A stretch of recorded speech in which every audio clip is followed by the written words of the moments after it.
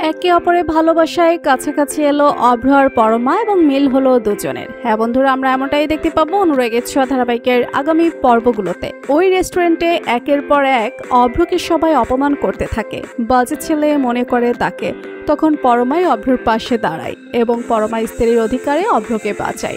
নিজের অজান্তেই পরমা বুঝিয়ে দেয় সে অভ্রকে কতটা ভালোবাসে। তবে অভ্র ড্রিঙ্ক করে থাকে, যার কারণে পরমার এই ভালোবাসা অভ্র বুঝতে পারে না। অভ্র কিছুটা মাতাল হয়েই পড়ে যায় আর পরমা অভ্রকে আগলে ধরে বাড়িতে নিয়ে যায়। চৌধুরী বাড়ির সবাই মোটামুটি ঘুমিয়ে পড়ে, যার কারণে পরমা আর কাউকে জানায় না কোনো কিছু।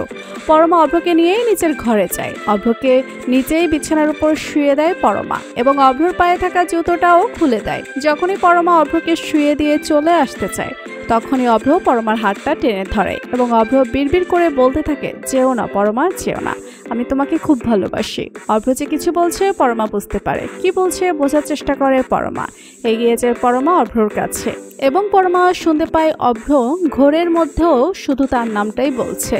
ভাবতে থাকে পরমা, অভ্র এত ড্রিঙ্ক করেছে আর তার মধ্যে অভ্র আমার নামটাই বলছে। তাহলে কি সত্যি অভ্র আমাকে এতটাই ভালোবাসে, নাকি ও আমাকে ঘৃণা করে? না না, আমি আর অভ্রর জীবনে কোনো ঝামেলা সৃষ্টি করব না। আমি তো এই সম্পর্কে থাকবোই না, তাই আমি আর অভ্রকে কোনো ঝামেলায় পড়তে দিব না। এই বলেই পরমা যখন উঠে চলে যেতে চায়, তখন আবারও অভ্র হাতটা টেনে ধরে।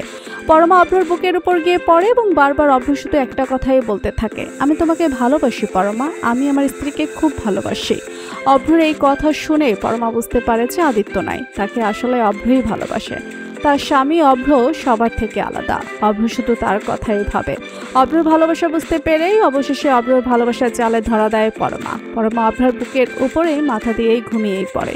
তো বন্ধুরা, তোমাদের কি মনে হয় এভাবেই অভ্রকে আপন করে নিলে সেটা দেখতে তোমাদের কেমন লাগবে কমেন্ট করে জানাতে ভুলো না। ভিডিওটি ভালো লাগলে লাইক কমেন্ট শেয়ার করুন আর আমাদের চ্যানেলে নতুন হয়ে থাকলে চ্যানেলটি সাবস্ক্রাইব করে রাখুন, যেন অনুরাগের ছোঁয়ার নতুন আপডেট সবার আগে পৌঁছে যায় আপনাদের কাছে। ধন্যবাদ সবাইকে।